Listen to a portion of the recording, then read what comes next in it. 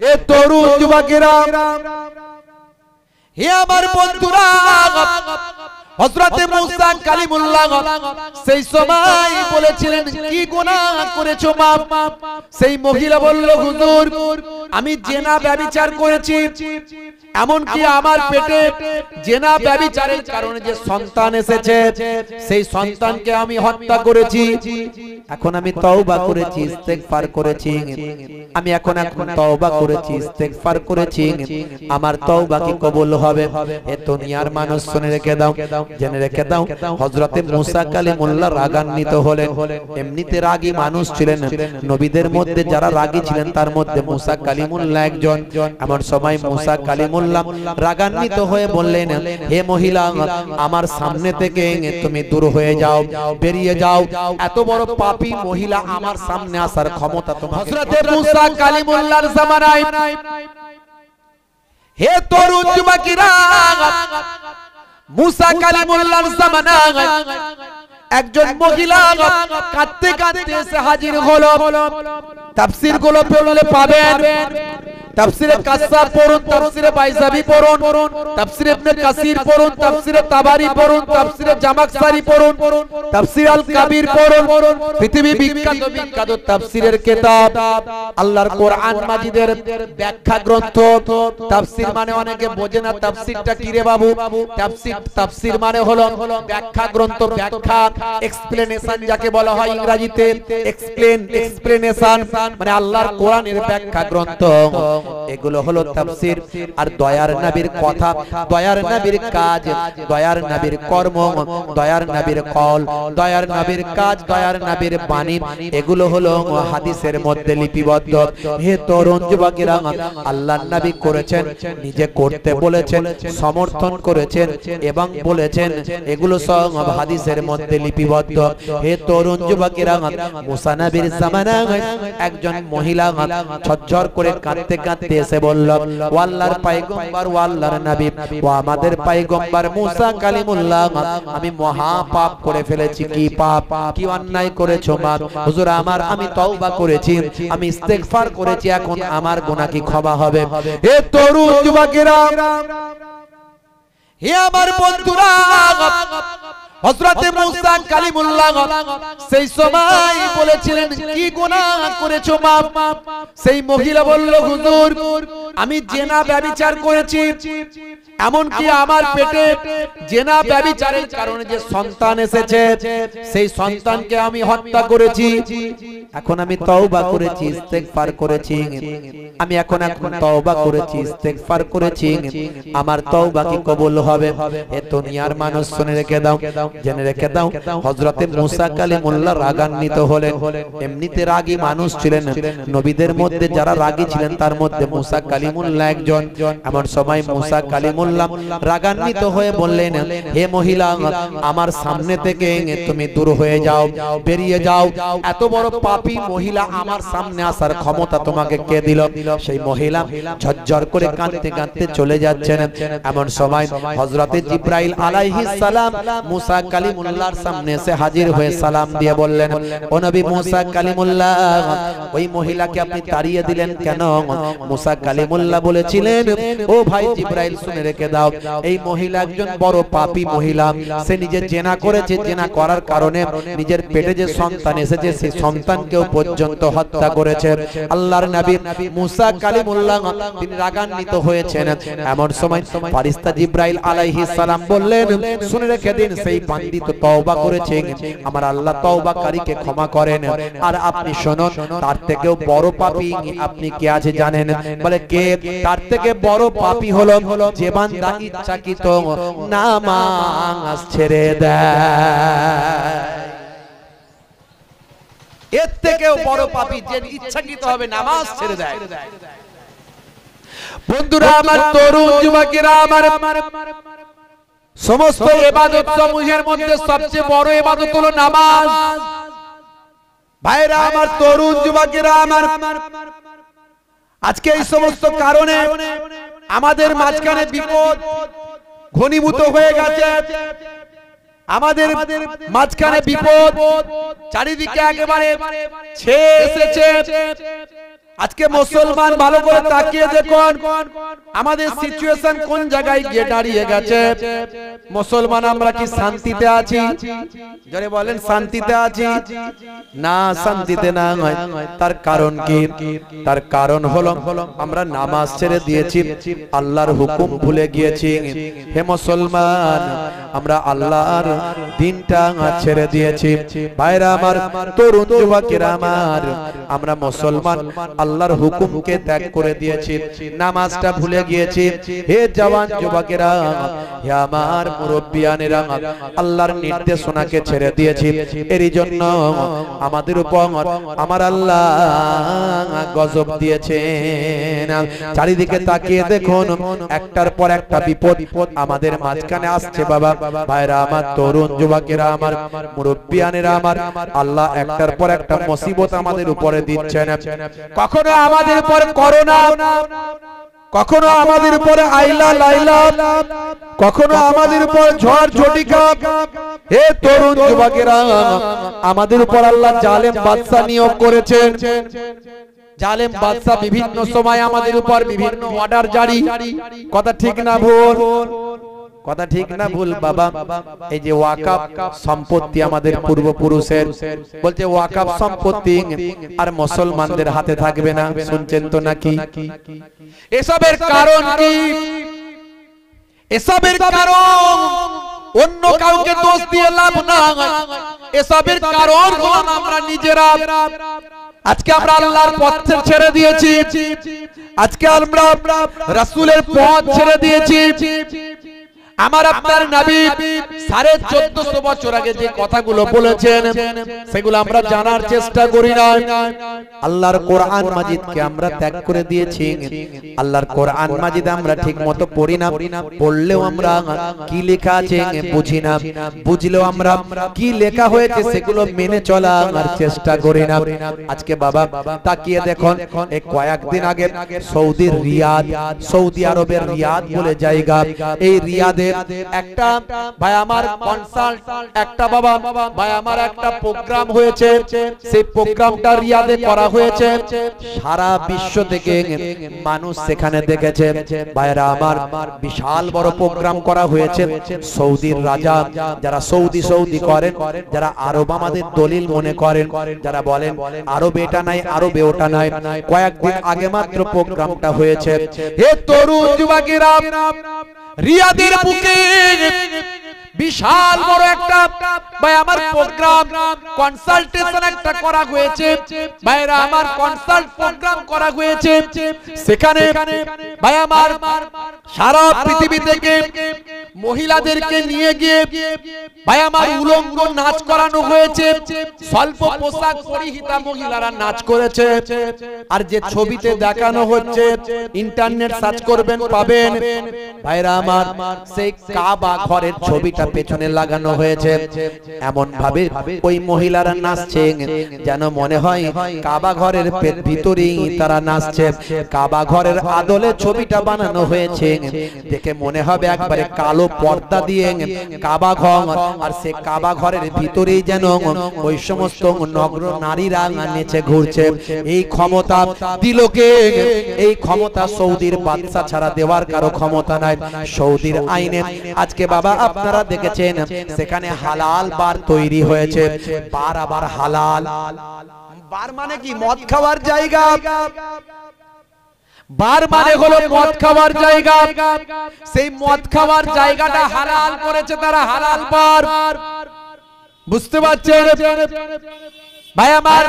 Sea beach বানিয়েছে, sea beach আরব সাগরে sea beach করেছে, গোয়ার মতো সি বিচ সেখানে করেছে। হে তরুণ যুবকেরা, হে আমার মুরব্বিয়ানেরা, বিপদ আসবে না, বিপদ পারবে না কমবে। একটুখানি চিন্তা করুন, আজকে আমাদের কাছে এই জন্যই এত বিপদ আসছে। বাবা আল্লাহর নবী সোনার জবানে জানিয়ে দেন, 6টা জিনিস আছে। 6টা জিনিস যখন বুঝতে পারবে, এই পৃথিবীর জমিন জমিনে ছটা জিনিস যখন বেড়ে যাবে তখন তোমরা বেশি বেশি আল্লাহর ইবাদতে লিপ্ত হয়ে যাও। তার মধ্যে হে তরুণ যুবকেরা, হে আমার মুরব্বিয়ানিরা, শুনে রেখে দিন বাবা, ইমরাতুস সুফাহায়ে তার মধ্যে একটা হলো মূর্খদের ভাই আমার নেতৃত্ব। যত নেতৃত্বে বসে আছেন দেখবেন ভাই আমার সারা পৃথিবীর বুকে তাকিয়ে দেখুন মূর্খতা ছেয়ে গেছে।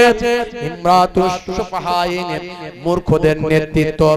তারপরে 2 নাম্বার হলো ওয়াকাসরাতুস সুরুতে ওয়াকাসরাতুস সুরাতে ভাই আমার স্বার্থের ভাই আমার স্বার্থ যে সমস্ত ভাই আমার কোন অধিকতা স্বার্থের ব্যাপকতা বেড়ে যাবে, সমস্ত ক্ষেত্রে শর্ত বেড়ে যাবে, স্বার্থের ব্যাপকতা বেড়ে যাবে।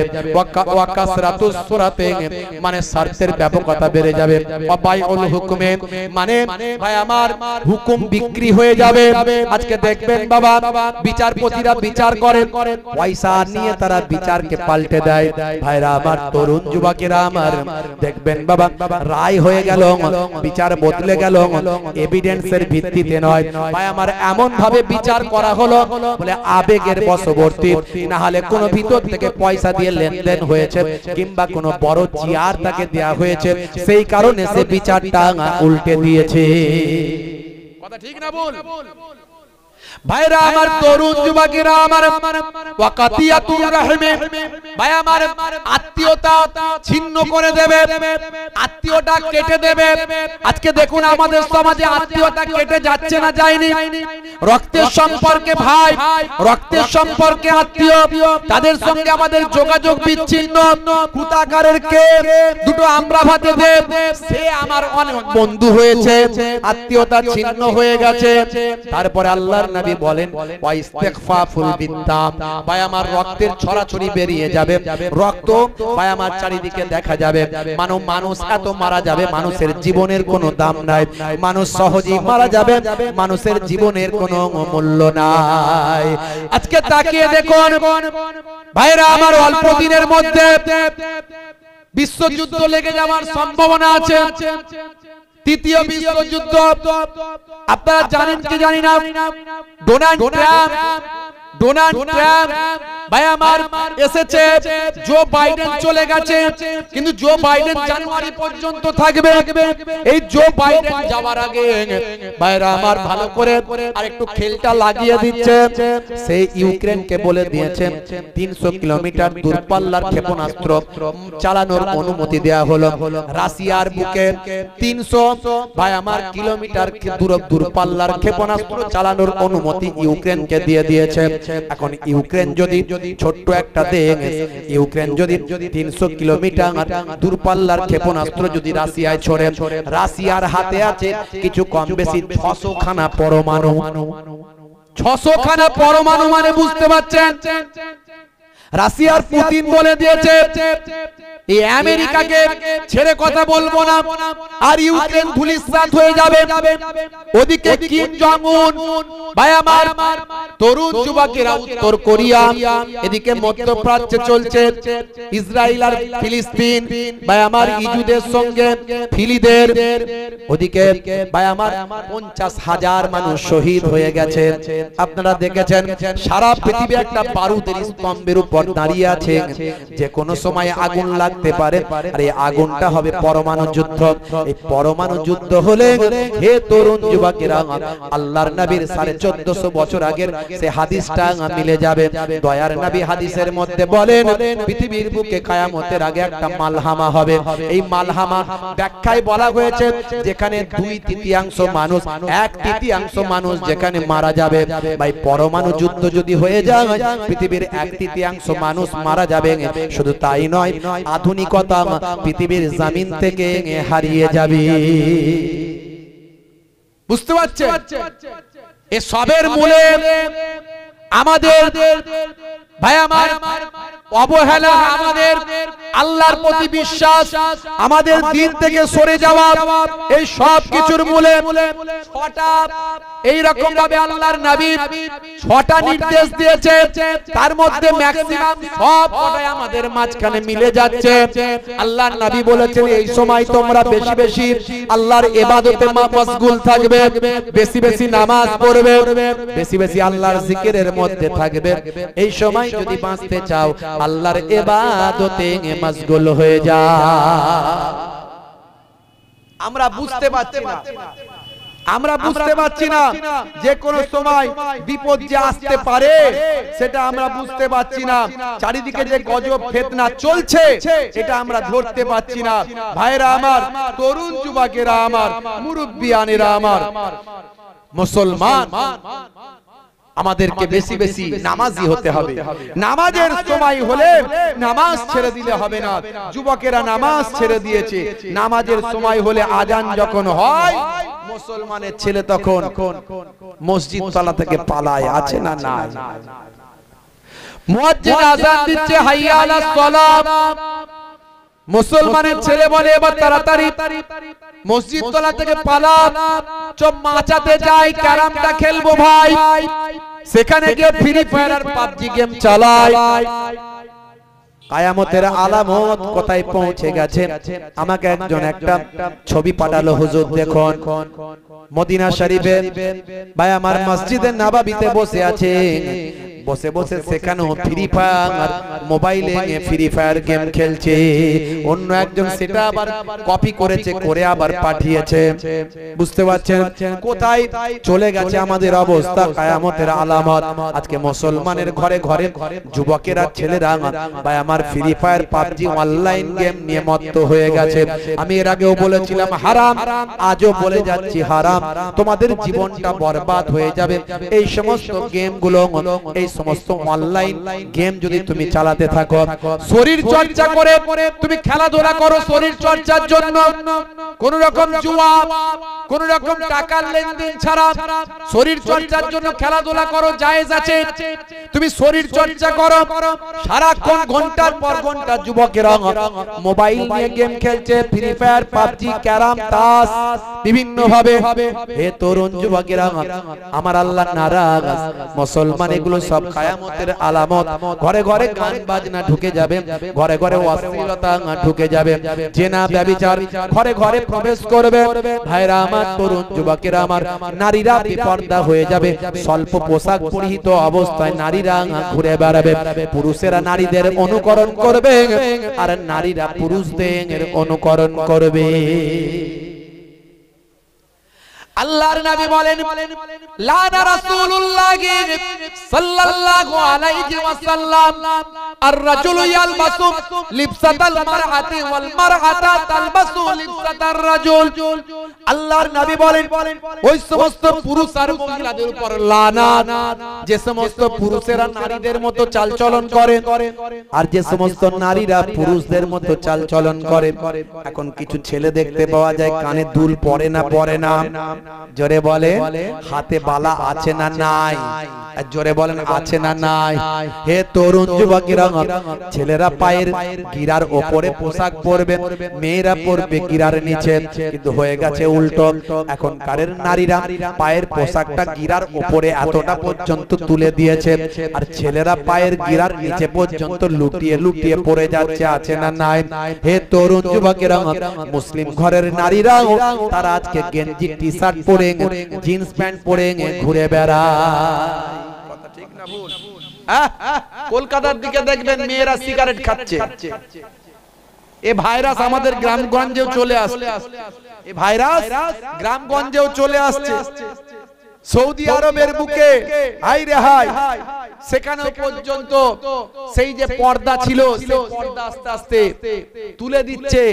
মেয়েরা এখন ওপেন হচ্ছে, এমন কি মহিলারা কিছু কিছু শুনতে পায় যে তারাও নাকি মাঝে মাঝে কেউ কেউ দেখেছে যে সিগারেট খাচ্ছে সৌদি আরবে। বুঝতে পারছেন? তাহলে কিয়ামত আসবে না, বিপদ আসবে না, মালহামা হবে না। নিঃশ্বাসে নিঃশ্বাসে তোমারি নিয়ামত উপভোগ করি প্রভু লক্ষ হাজার শুকরিয়া করবার মেলে না তো ফুরসত শুকরিয়া করবার মেলে না তো ফুরসত তবুও হয় না নিরাশ এই গুনাহগার ভয়াবহ উত্তাপে আরশের ছায়া দিও মুখে দিও আবে কাউসারের পানি নবীজির সাফাত নসিবেতে রেখো নবীজির সাফাত নসিবেতে রেখো শান্তিতে ভরে দিও হৃদয় খানি তোমাকে দেখার দিন কাছাকাছি রেখো গো তোমাকে দেখার দিন কাছাকাছি রেখো গো তোমাকে দেখে আমি জুড়াবো প্রাণ হাসরের ময়দানে করোনা গো অপমান প্রভু হাসরের ময়দানে করোনা গো অপমান মানুষ বানালে প্রভু দিলে মানুষ সম্মান হাসরের ময়দানে করোনা গো অপমান প্রভু হাসরের ময়দানে করোনা গো অপমান ভাইরা আমার তরুণ যুবকেরা আমার হে আমার বন্ধুরা হে আমার মুরব্বিয়ানেরা শুনে রেখে দিন বাবা জেনে রেখে দেন আজকে আমরা জালসায় বসেছি কেন তার কারণ হলো কিছু কথা আমরা শুনবো বুঝবো আমল করব আমাদের জীবনটাকে পাল্টাতে হবে গতানুগতিক চললে হবে না আমরা 90% ভালো ছিলাম 90% সৎ ছিলাম আজকে জলসা শোনার পরে যেন এটা 100% হয়ে যায় পার্সেন্টেজ যেন বাড়াতে পারি এই জন্যই জলসা ওয়াজ শোনাম হে তরুণ যুবকেরা হে আমার বন্ধুরা আল্লাহর আলেম বান্দারা তারা ভালো কাজের আদেশ করেন খারাপ কাজের নিষেধ করেন তা'মুরুনা বিল মারুফ ওয়া তানহাউনা আনিল মুনকার ভালো কাজের আদেশ খারাপ কাজের নিষেধটা আল্লাহর আলেম বান্দারা করেন হে তরুণ যুবকেরা এইজন্যই আলেমদেরকে বলা হয় নবীদের ওয়ারিস কারণ নবীরা পয়গম্বরেরা সারাটা জীবন দুটো কথা তারা বলেছেন ওয়া আবুদুল্লাহ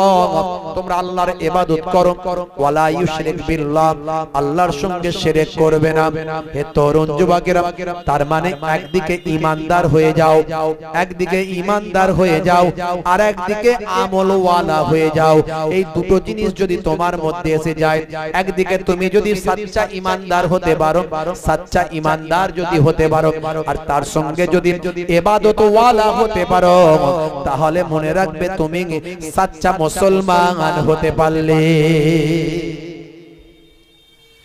আল্লাহ বলছেন বান্দারে হে দুনিয়ার মানুষ শুনে রেখে দাও আমি আল্লাহ ঘোষণা করি ওয়ালা তামুতুন্না ইল্লা ওয়া আনতুম মুসলিমুন ততক্ষণ পর্যন্ত তুমি মরো না যতক্ষণ না সচ্চা মুসলমান না হয়ে যাও মুসলমান হতে গেলে আপনাকে সচ্চা ঈমানদার হতে হবে মুখে শুধু স্বীকার করলে হবে না অন্তরে বিশ্বাস করতে হবে আর কার্যে পরিণত করতে হবে তাসদীকুম বিল কলব তাকরীরুম বিল লিসান ওয়া আমাল বিল আরকান মুখে স্বীকার অন্তরে বিশ্বাস কার্যে পরিণত করার নাম হলো মুসলমান করার নাম হলো ঈমানদার আপনি এই তিনটে জিনিসের সংমিশ্রণ যদি ঘটান তবে আপনি সচ্চা ঈমানদার হতে পারবেন হে তরুণ যুবকেরা আপনি বলছেন ভাগ্যে ভালো মন্দ যা কিছু হয় সবই আল্লাহর পক্ষ থেকে হয়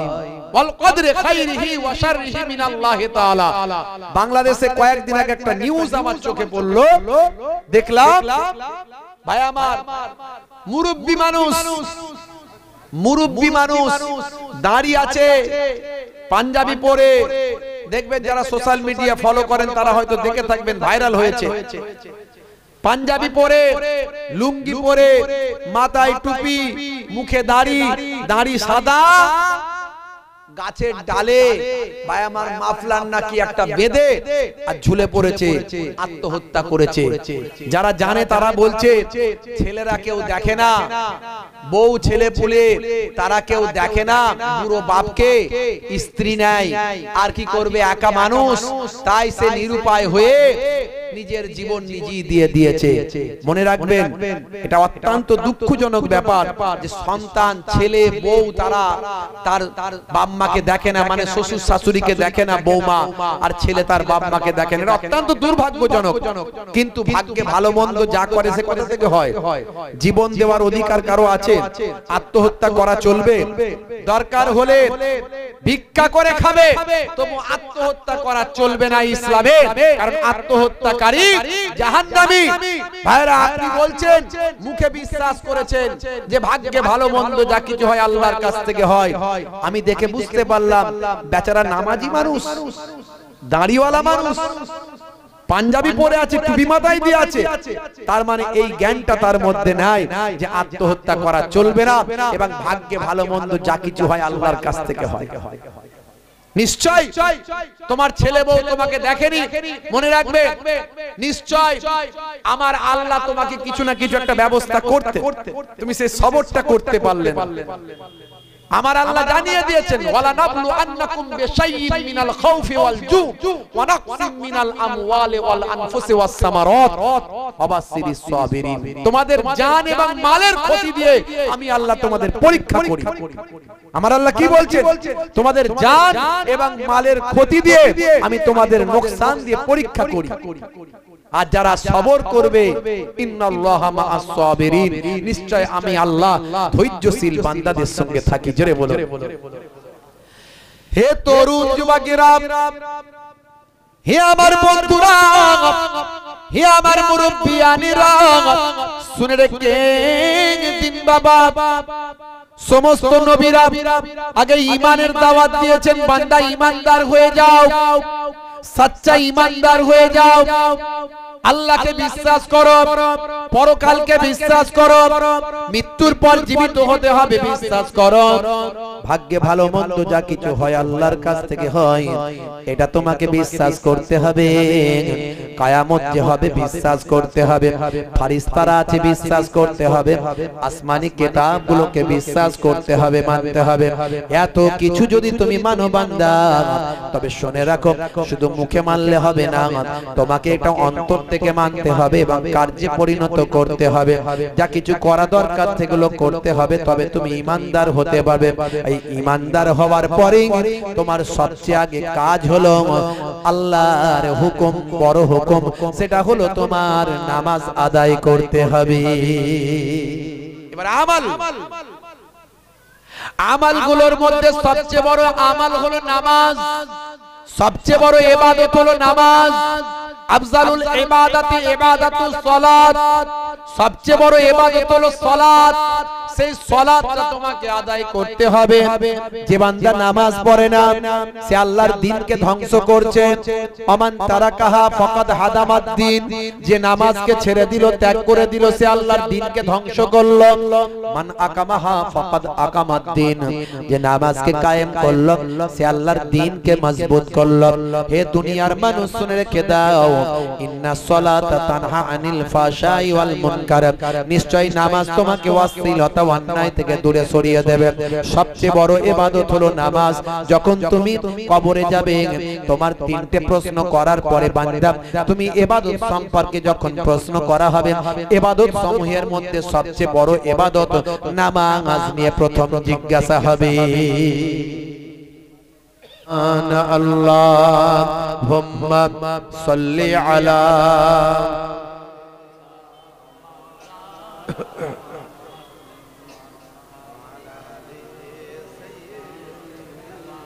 مولانا محمد.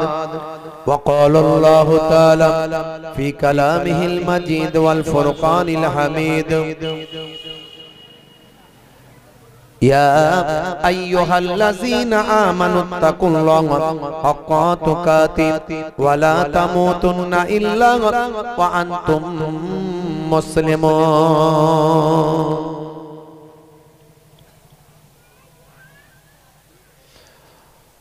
وقال الله تعالى أيضا في كتابه مخبرا وَلَنَبْلُوَنَّكُمْ بِشَيْءٍ مِّنَ الْخَوْفِ وَالْجُوعِ وَنَقْصٍ مِّنَ الْأَمْوَالِ وَالْأَنفُسِ وَالثَّمَرَاتِ وَبَشِّرِ الصَّابِرِينَ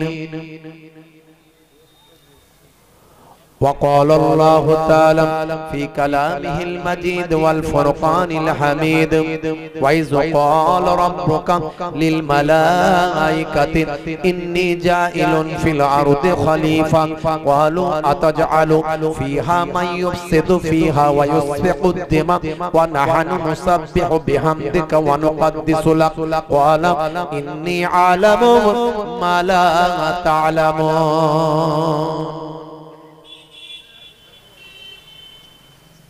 وقال النبي صلى الله عليه وسلم سباب المسلم فسق وقتاله كفر إلى آخر الحديث أو كما قال عليه الصلاة والسلام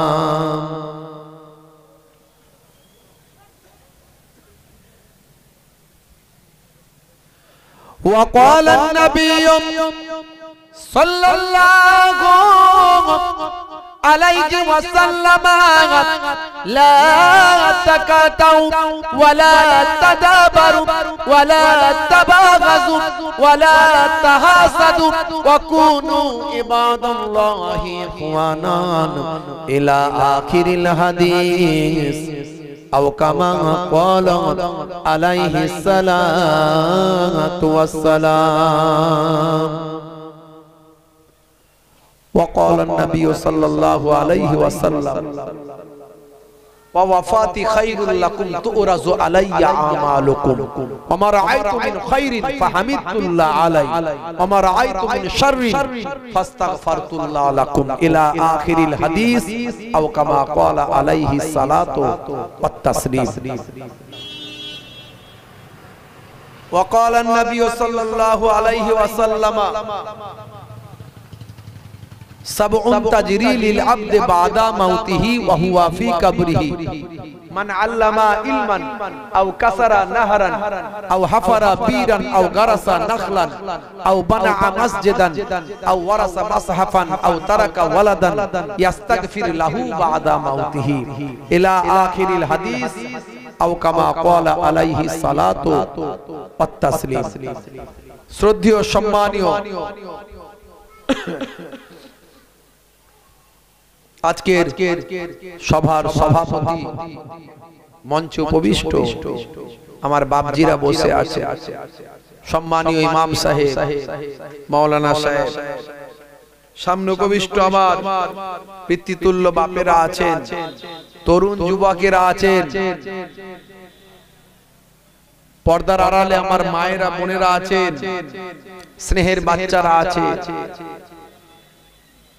মিডিয়া পারসনস থেকে শুরু করে ম্যানেজমেন্টের দায়িত্বে যারা আছেন এই হাবাসপুর এই জলসা কমিটির সদস্যবৃন্দরা আছেন মাদ্রাসা কমিটি মসজিদ কমিটি তোলাবারা আছে ওলামারা আছেন প্রত্যেককে ফুরফুরা দরবার শরীফ ছোট হুজুর পীর কেবলা রাহমাতুল্লাহ আলাইহির মেয়ের ছেলে নাতি হিসাবে মায়াপুর পীরনগরী হুজুর পীর কেবলা রাহমাতুল্লাহ আলাইহির ছেলের ছেলে পৌত্র হিসাবে আমি মোহেবুল্লাহ হুসাইনি আপনাদের সকলকে আন্তরিক সালাম শুভেচ্ছা ভালোবাসা জ্ঞাপন করি আমার হরিণখোলা দরবার শরীফের পক্ষ থেকে। আল্লাহ পাক আমাদের সকলকে কিছু শুনিয়ে বুঝিয়ে জানিয়ে আমাদের উভয়কে আমল করার তৌফিক দান করেন, বলুন আল্লাহুম্মা আমিন।